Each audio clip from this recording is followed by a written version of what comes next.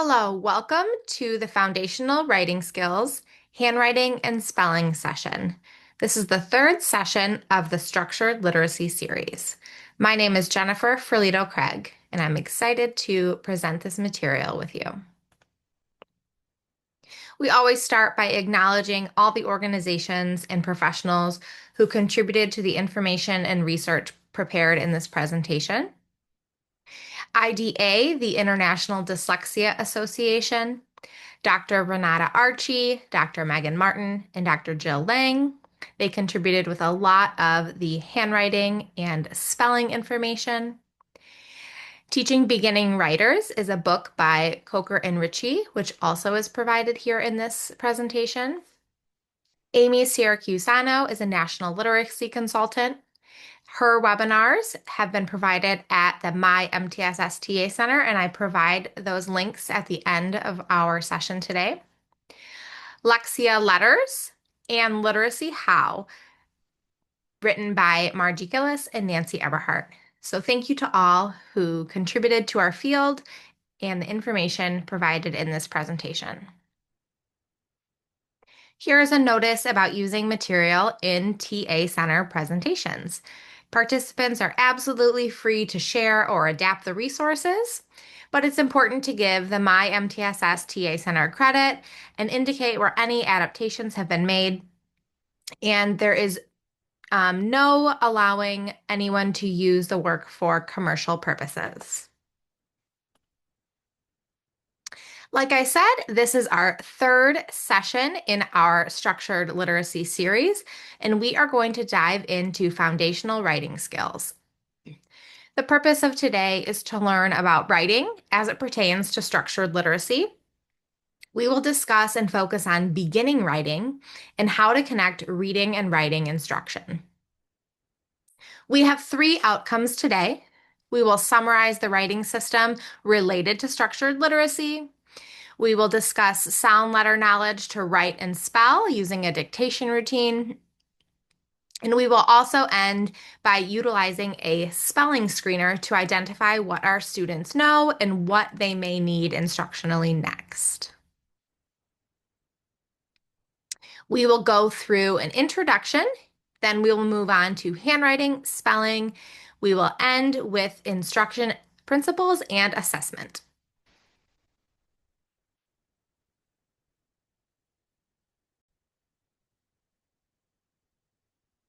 We always start our sessions with the similar topic, recapping the science of reading. The science of reading is a vast body of research that has determined that teaching students to read using structured literacy is the most powerful way to prevent reading failure. We want our reading instruction to be focused on the structure of our language system, and that does include handwriting and spelling.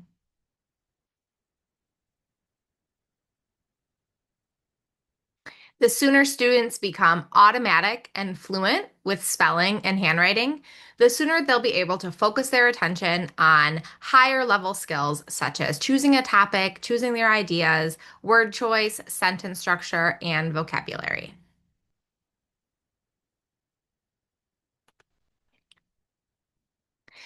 We have seen these slides before, but it's important that I always reference why we're having this professional learning series on structured literacy.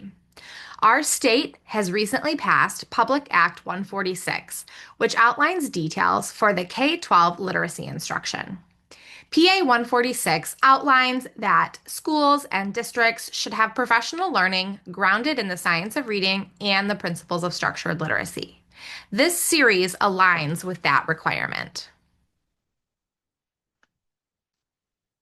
At each session, we ground ourselves in the IDA info map on structured literacy. IDA recently updated their info map, so we'll start by going through these updates.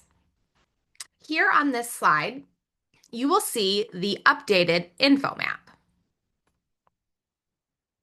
Here, the areas highlighted in yellow have been changed or updated. The changes are highlighted, and then there's also a number next to each change.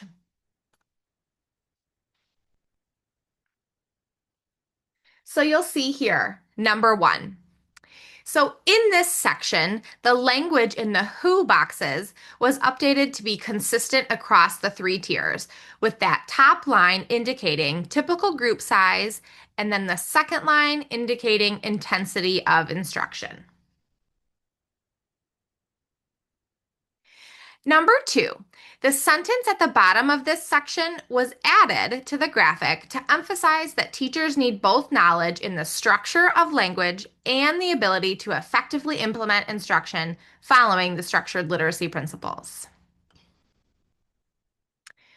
Number three was just a formatting change. And number four, they added text in the bottom box in that what area. And it basically reinforces the fact that all domains of oral language and written language operate in an integrated way. In this box, they also now list the specific domains of language that underlie the content of structured literacy. So you'll see phonology, morphology, syntax, semantics, and pragmatics were added here. On to number five, they added to the structured literacy wheel in the center of the info map, really to draw attention to the fact that the what outlines the key instructional content, which is on the left, and then the how really lists the key instructional principles.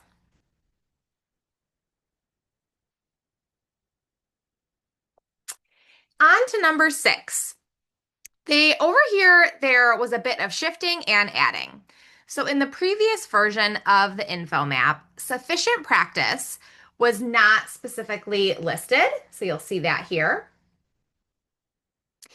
And this is truly an important component of structured literacy. So it was added. And then also, in order to place this under the mastery-oriented heading, highly interactive was moved to the left side, and then sequential and cumulative were placed into one box. So there was a couple of formatting, adding, and adjustments that happened to the how section. And then here at number 7, this text emphasizes once again the importance of integrating the fact that structured literacy involves instructional tasks that address oral language as well as reading and writing. Number 8 was just some formatting adjustments. And then number 9, they added a link to the IDA publication Structured Literacy Grounded in the Science of Reading. So that publication journal is linked here. So if you were to access this info map online, you would be able to click the link and that would lead you right to the journal in structured literacy, which I highly recommend that everybody downloads and reads. It's a great resource.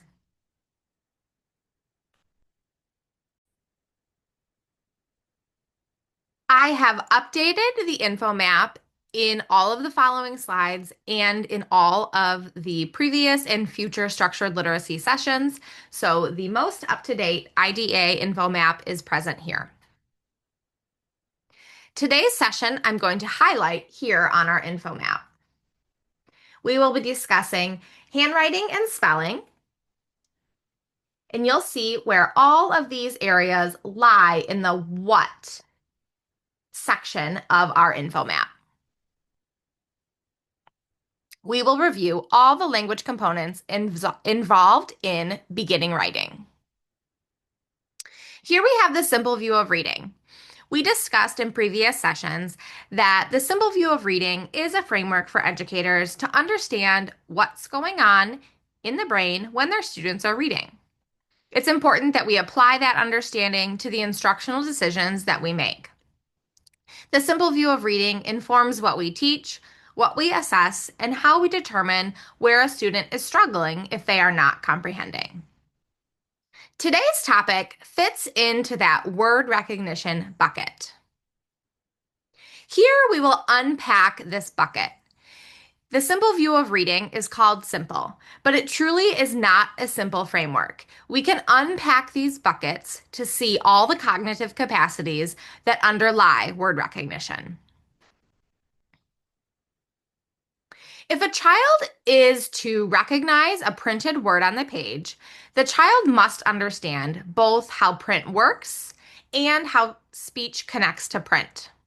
So that's our alphabetic coding skills. Refers to having both sets of knowledge, how print works and how speech connects to print.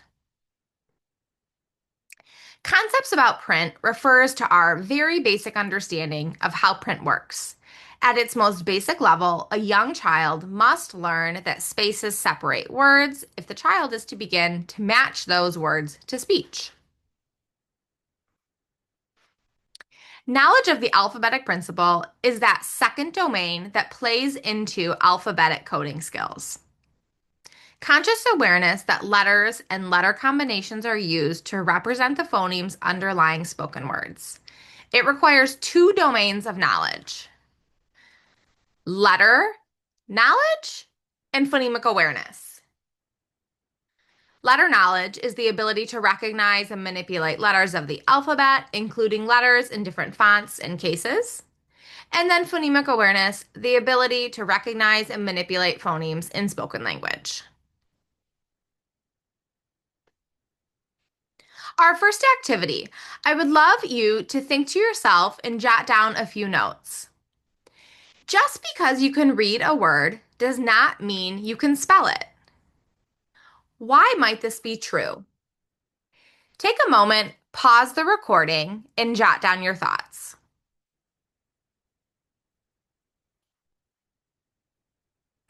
I assume in your notes you likely have hit on a few of these points.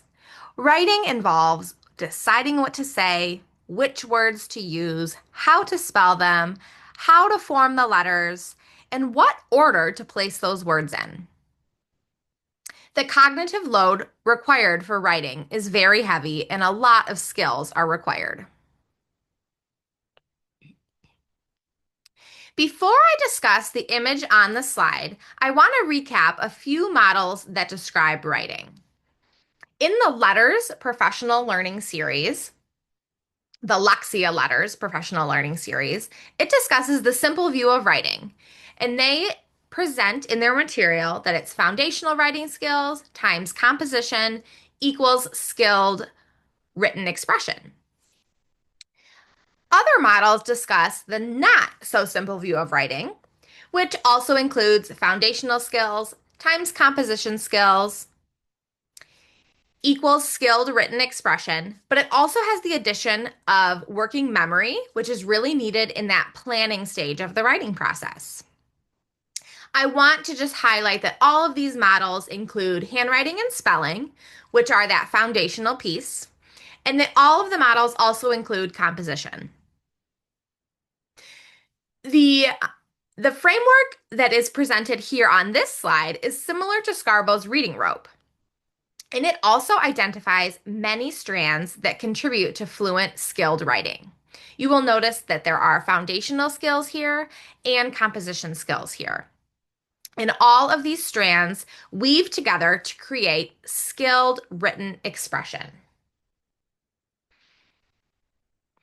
Today we'll explore handwriting and spelling. The fourth session, the next session in our series, we will cover sentence level syntax.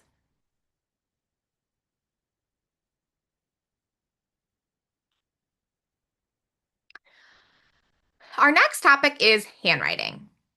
Handwriting is crucial to overall writing achievement. Handwriting does not develop naturally. It begins in infants and toddlers as they're discovering that writing tools leave marks. It eventually develops to scribbles and making lines and making simple shapes. The ultimate goal of handwriting is fluency and legibility. Handwriting is truly a very complex skill. Before a child can hold a writing utensil, they need to be able to sit up and move their arm independently of their body. They need to be able to isolate their fingers for a pencil grip to hold that pencil. They first also need to visually understand the difference between letters. They also need to remember how to form those letters. And oftentimes this happens first with those pre-writing shapes. So there truly is a lot that goes into the development of handwriting. I mentioned fluency and legibility. Handwriting fluency is the ability to produce letters, numbers, and punctuation marks easily and quickly. When handwriting is hard, it places a significant strain on the writer's cognitive capacity, especially that working memory. And then, of course, this is going to impede that writer's other skills to do higher level skills such as composition and organizing their ideas. Just like reading fluency, handwriting fluency incorporates both automaticity, accuracy, and speed. With regards to legibility, this is the ease in which a reader can read what a student wrote. Legibility is important because if you can't read what a student wrote, it's impossible to see their ideas. Handwriting is 85% linguistic and 15% fine motor. This connects to and reinforces the language centers in our brain that support reading and writing. When we say that handwriting is 85% linguistic, what do we actually mean? The more that a student writes a letter or a sound, the handwriting area of the brain is sending signals between that phonological area and the orthographic area of the brain. So, our phonological area of our brain is our speech sound area, and our orthographic area of the brain is that written and visual area. So, writing letters helps set up these neural pathways for reading, and it helps students learn to map letters to sounds. Automatic handwriting is the integration of letter forms, letter names and sounds, and written shapes. So, we have orthographic codes, phonological codes, and graphomotor codes all learning to be integrated together. Think about driving a car. That skill is automatic for you. When something is done automatically, we use a lot less cognitive load, mental energy to do that task. It doesn't take us a lot of mental energy to drive a car. But when we were 16 learning how, it took a great deal of mental energy because we were not yet automatic at that skill. So the same thing goes for handwriting. If they are not yet automatic at that skill, it takes a lot of cognitive load, a lot of mental energy.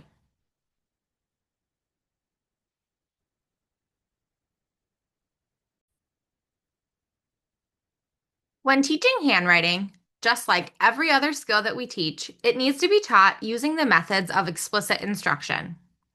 That means providing teacher modeling, student scaffolding, and independent practice. Remember, when we go through instructional sequences, the learning truly happens in that we do phase. We do not want to rush through the we do. This is where teachers are giving corrective feedback and affirmative feedback to guide their learning. We will do an explicit instruction routine in handwriting, and we will follow the I do, we do, you do framework. Remember, where that learning happens is in that we do section. Before I model the example, I want to show you a few common visuals that we use to orientate students to the lines that we use in handwriting.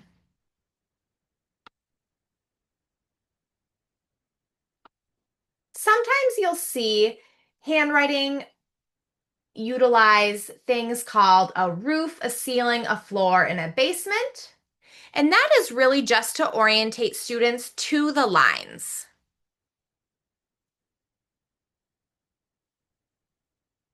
So if I were to do some writing here, I might tell my students to start at let's start at the roof, go down to the floor, come back up to the roof, and go around to the floor. Or sometimes you'll see red, yellow, green. I may tell my students, start at the yellow light, go all the way down past the green, back up to yellow, and around. This is a way to orientate students to the lines. You may also see it as the headline, the belt line, and the foot line. You can see this example when they wrote the capital M letter. They probably told their students, start at the head, go all the way down to the foot. go back to the head and slide down, slide up to the head, and slide back down to the foot. So there's a variety of ways that programs are scripted, but I just wanted to reference you to a few different systems. Sometimes you'll see the house, a stoplight, the head, belt, and foot, each to their own. I just wanted to let you know that those are tools used in writing instruction, handwriting instruction.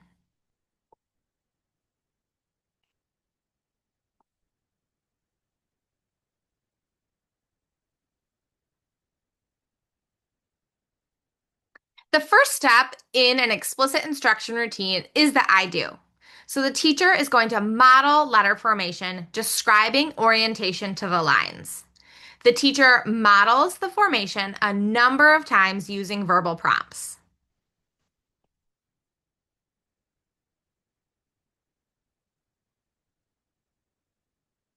I'm going to get my annotate tool out and I'm going to do this lesson for you. Watch me make a lowercase p. I start at the belt line. So I'll do my couple lines. If I had a visual of a person here, I would start at the belt line. I touch down and then around. Watch again. I start at the belt line. I touch down and around. Say it as I write the lowercase p. Everybody say it with me. I touch down and around. The teacher is modeling explicit language and the teacher is modeling stroke movements to demonstrate the formation as you write. Next is the we do section of your instruction. We're going to be using those verbal prompts, touch down, touch around, and we're going to be guiding the students in forming the letter. We're going to be monitoring the students' letter formation.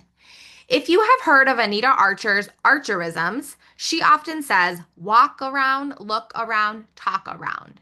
So that's what's happening during this time.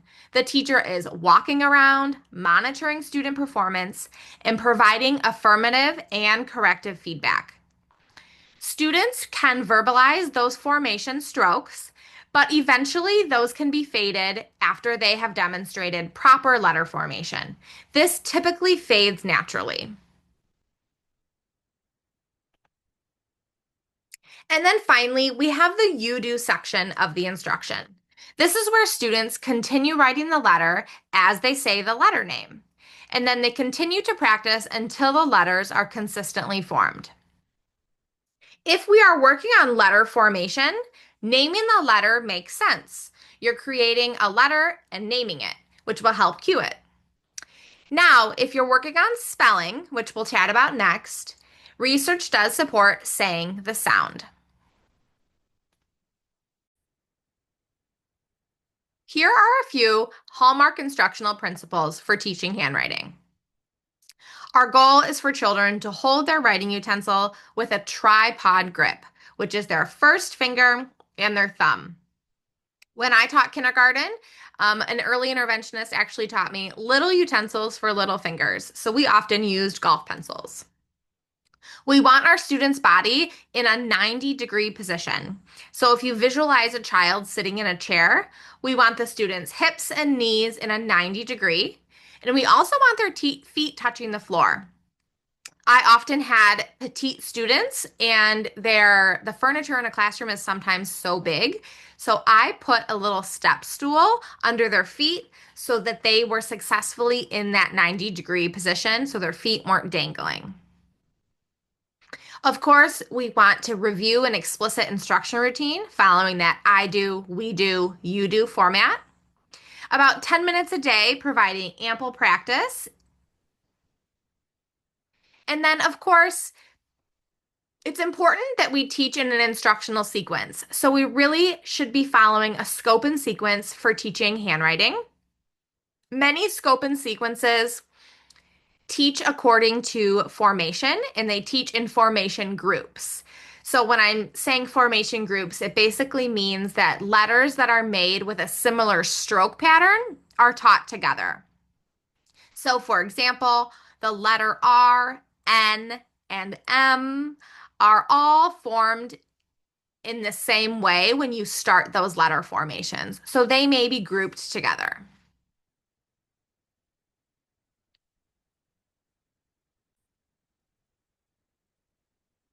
The next section is on spelling.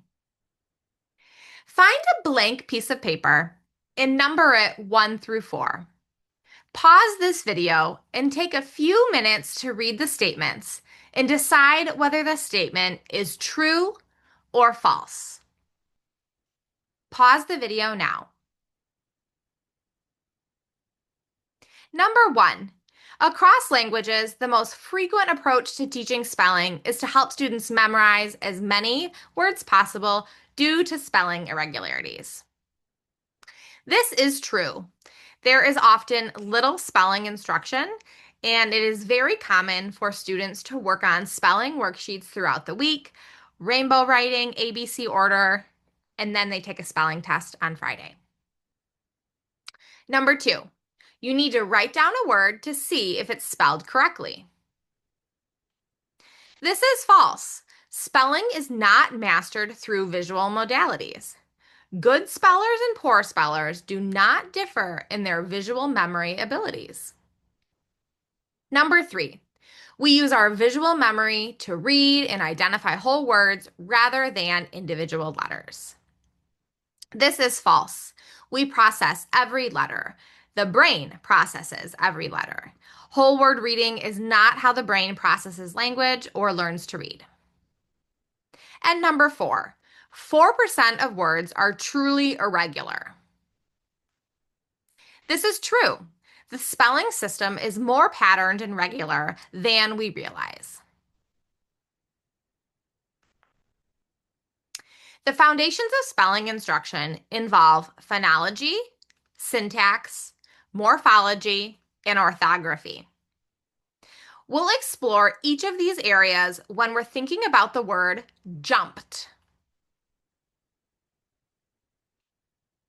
As a speller attempts to spell the word jumped, first, their phonological awareness enables the speller to hear all the sounds and play with the idea that jumped without the t is jump.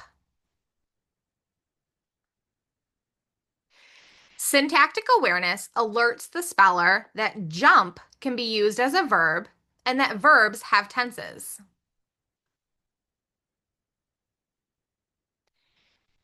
Morphological awareness helps the speller realize that jumped consists of two meaningful units, the base word jump and the suffix t. Semantic awareness provides that speller with the understanding that the t represents that past tense. And then finally, using orthographic knowledge, the speller knows that t will be spelled with an ed and not the letter T. It's important to note that throughout all spelling routines, words are chosen that are aligned with the current scope and sequence matched to the student's reading and spelling instruction. We should be writing and spelling matched to their instructional level based off what they have been explicitly taught following that scope and sequence. Another routine involves dictation. This can be done at the word, phrase, or sentence level. When engaging in a dictation routine, teachers and students work through a variety of steps. I'll model a dictation routine with the word pet. Your word is pet. Everyone say pet. Tell me the sounds in pet. P, t. Depending on the level of the students, I may write a line for each sound. P, t. Pet.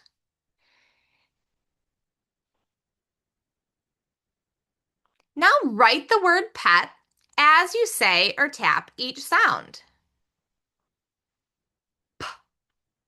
At.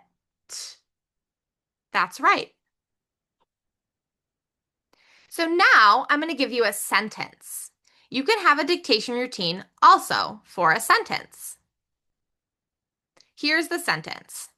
Tim pets the hen. You say that sentence with me.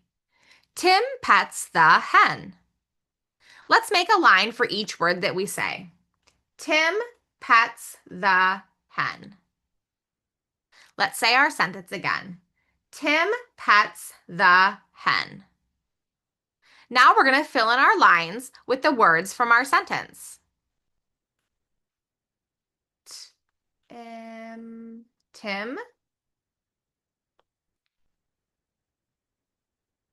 pets the hen. It's going to be important to remember punctuation and capitalization at the beginning of a sentence. If a student is not able to hold the entire sentence in their mind, I might add some extra scaffolding. Tim pets the hen. What was that first word? Tim. That's right. Let's write that first word. We may need to segment the sounds and write the sounds that we hear. And then I'll say the sentence again. Tim pets the hen. Tim, what word? That's right, pets. And then I would continue on, always going back to the beginning. Because some students may not be able to hold the whole sentence in their mind. Tim pets the hen. Tim pets the. That's right. That word was the. Back to the beginning. Tim pets the hen. That's right. Say your sounds. Don't forget the punctuation. Great job. It's important for the teacher to model the correct sentence and then, of course, go through correction procedures as needed.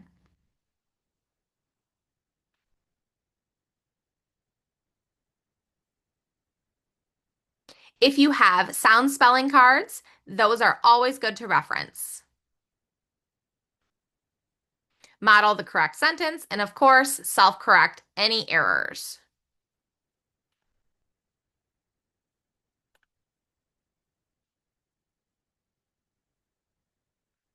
As I mentioned before, majority of words are regular or pattern-based, but there are a portion of words that have irregular or unusual spelling, meaning that we cannot sound them out.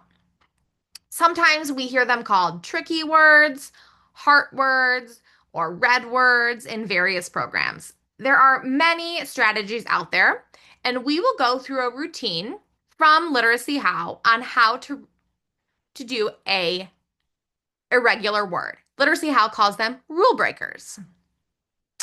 It's important to remember that all new words are taught with direct reference to the sound spelling correspondences.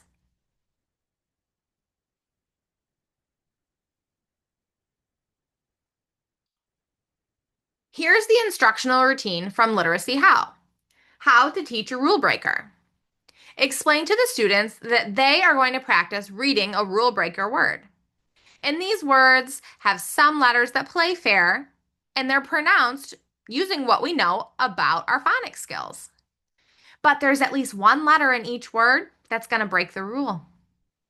We're going to write the word. The word is from.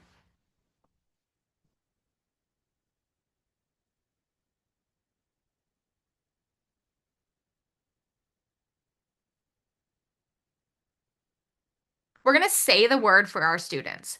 From. Er, That O is pronounced with a short U sound, not the short O sound. So it's breaking the rules. That's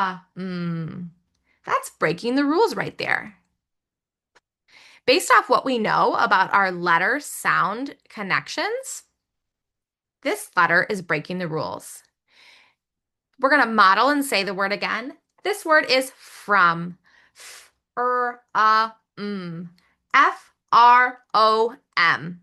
And then we're going to repeat that word, from. And then your students are going to repeat the same step.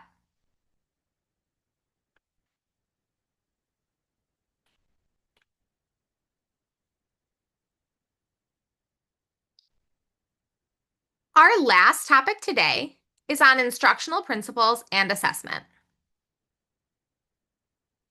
First, let's chat about instructional principles.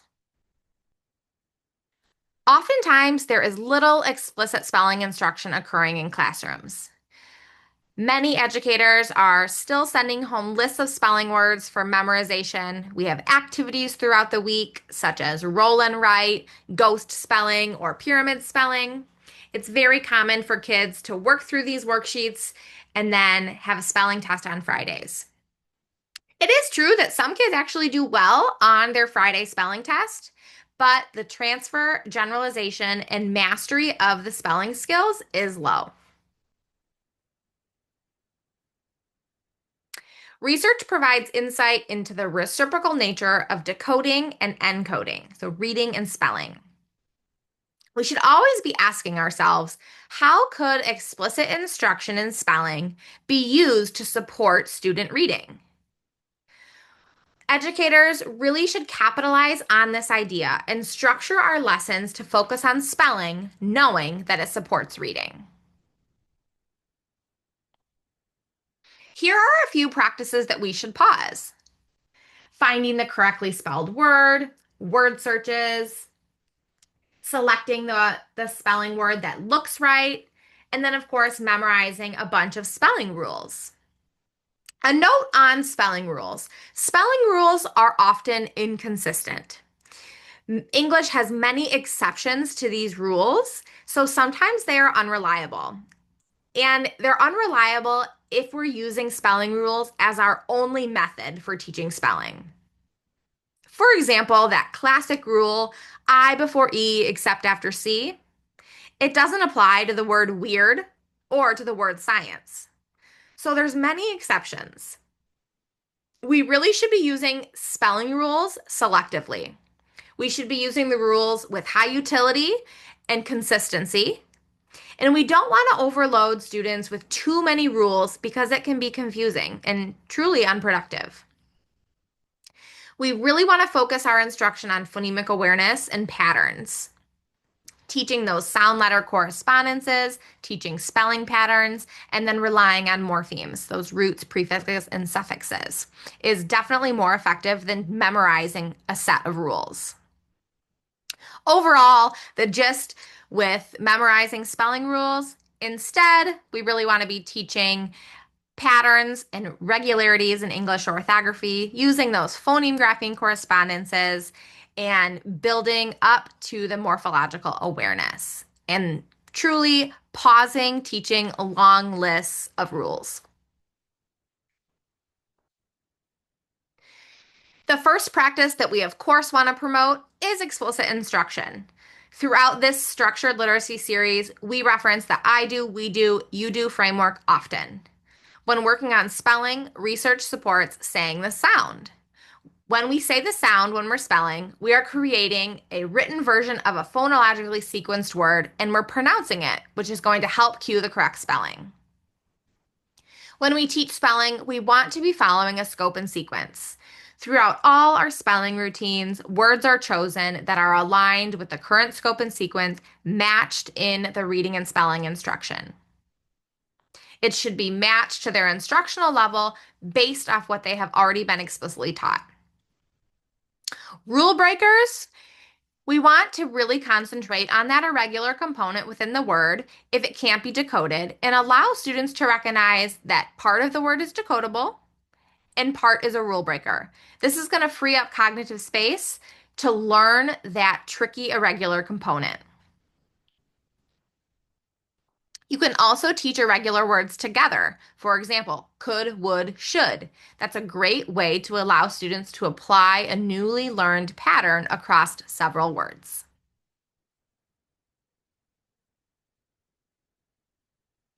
Now let's transition to the topic of assessment. We'll first go through a spelling screener. A screener allows educators to quickly and easily catch students who are at risk. Screening does not, however, give teachers a full understanding of what's the underlying cause of a problem. Screening is like a blood pressure or, let's say, a temperature check when you're at the doctor's office.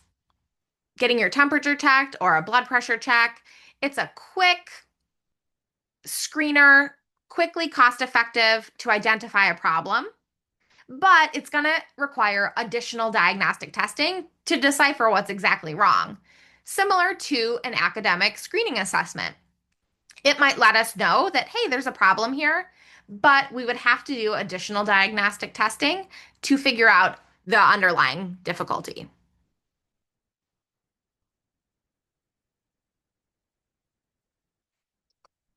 Here is a spelling screener. On the left, you have the list of words that the student was asked to spell. So number one, the student was told the word mud, and the student spelled the word mud. They had 25 words to spell. On the right is our protocol, where we scored their answers. So for example, word number one is mud. That student spelled it correctly, M-U-D. So they got a 1 point correct for correct word, and then the teacher circled all the sounds that they got. They got 3 sounds correct, 1 point for the whole word, equaling a total of 4. Let's hop over to the word life. The students spelled the word life, L-I-F. So here they got a 0. The whole word was not correct. The educators circled the sounds that they got correct. The L, the F. The student got 2 points for the L and the F. When we are looking at a spelling screener and analyzing a student's skills, we want to be asking ourselves, which skills are in place for this student and which skills need more attention? When I look at this screener, when I think about what skills are in place, I can see that this student has their short vowels in place. I can see that this student struggles with their long vowels. So a spelling screener is an insight into what a student knows and what they may be struggling with.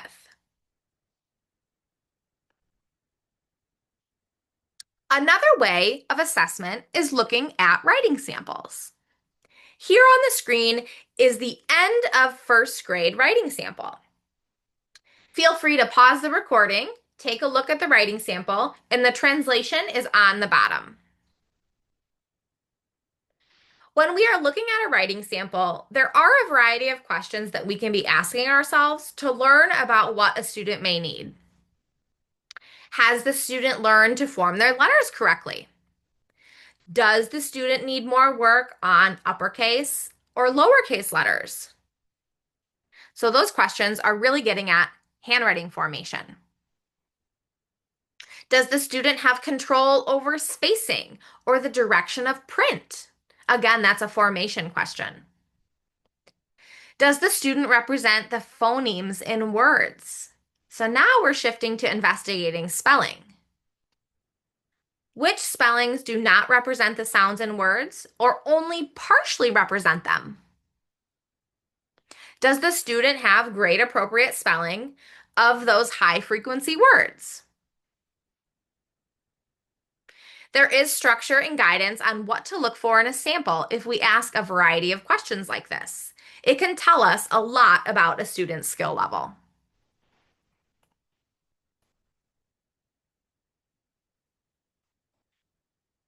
And here we are at the very end of our presentation. We talked about letter formation, handwriting, and spelling. When we think about letter formation, it really refers to formatting in the correct form. Formation is our first priority, and we want to be providing explicit instruction, verbalizing those strokes, so students can learn proper letter formation. Handwriting fluency is the ability to produce those letters, numbers easily and quickly. We have to remember that when handwriting is difficult, it does place a significant strain on our students' cognitive capacity to do higher level writing skills. With regards to spelling, it is absolutely an important skill for writers for a variety of reasons. There are a variety of indicators that there is a strong relationship between spelling and overall writing quality. There's a strong relationship between handwriting and spelling. Spelling is also tied to phonemic awareness, letter knowledge, and the alphabetic principle. We always want to use an assessment measure to figure out, is our instruction sticking? Lastly, I encourage you to scan this QR code and visit our YouTube channel. There are 3 webinars that pertain to this topic of beginning writing. The first webinar is from Amy Siracusano. The second webinar is from Michael A. Bear. And that third webinar linked is by Louisa Moats. I encourage you to take a moment and write down your next instructional actions. When we write something down, we're more likely to follow through. So take a moment, recap your learning, and decide how you're going to apply this learning in your work. Our next session will be about supporting comprehension with sentence level writing. Thank you for joining us today, and we hope you stay connected with the MiMTSS TA Center.